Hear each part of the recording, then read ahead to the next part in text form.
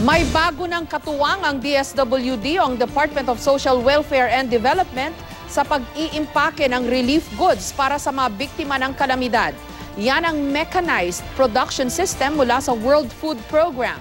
Sa ilalim nito, gumagamit na ng makina sa pag-iimpake para hindi abutin ng siyam-siyam sa pagre-repack at makaiwas din sa pagkasira ng mga donasyon. May report si Sherry Ann Torres.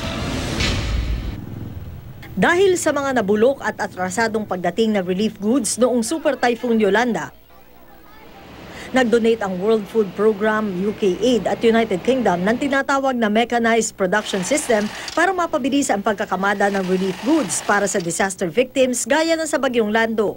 Ang kaibahan nitong mechanized relief system na ginagamit ngayon ng DSWD sa pag-impake ng mga relief goods, dito, makina yung ginagamit ng mga volunteer na kagaya ng mga nakikita nyo ngayon, na ngayon ay umaabot lamang sa 100 katao. Kung ikukumpara mo kasi yan doon sa mano-mano na paghahanda ng mga relief goods noon, ang bilang ng volunteer kapag mano-mano ang pagbabalot, umaabot dapat ng 4,500 katao. Katumbas naman yung 15,000 lamang na relief bags. Pero dito, dahil makina na, ang produksyon ng kanilang mga volunteer umaabot sa 50,000 relief boxes sa loob lamang ng isang araw.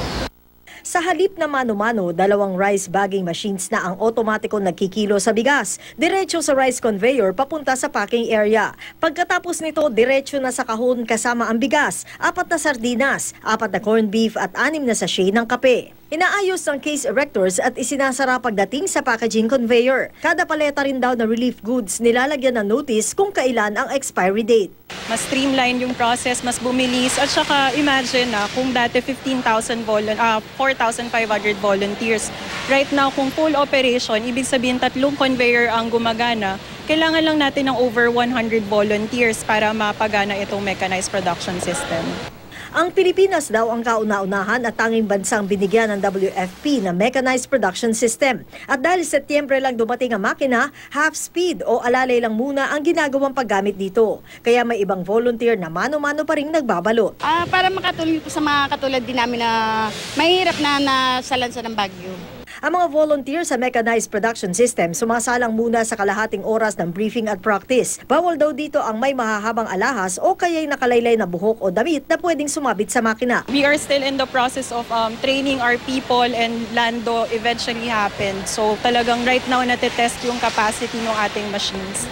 Si Seaman First Paulo Camagay ng Philippine Coast Guard, veterano na sa mano-manong pagbabalot ng relief goods sa DSWD tuwing may kalamidad. Ngayon daw, pinili naman niyang gumamit na ng makina. Sa manual kasi ma'am, kailangan talaga dyan ma'am ng tiyaga ma'am Saka ma'am ng, yun nga ma'am, dedication ma'am sa duty ma'am. Dito sa mechanized ma'am, bali ma'am, dito naman ma'am, usually yung pag-flow ng goods saka ng paglalagay ng mga pagkain ma'am sa boxes para sa ma'am, mas madali ma'am.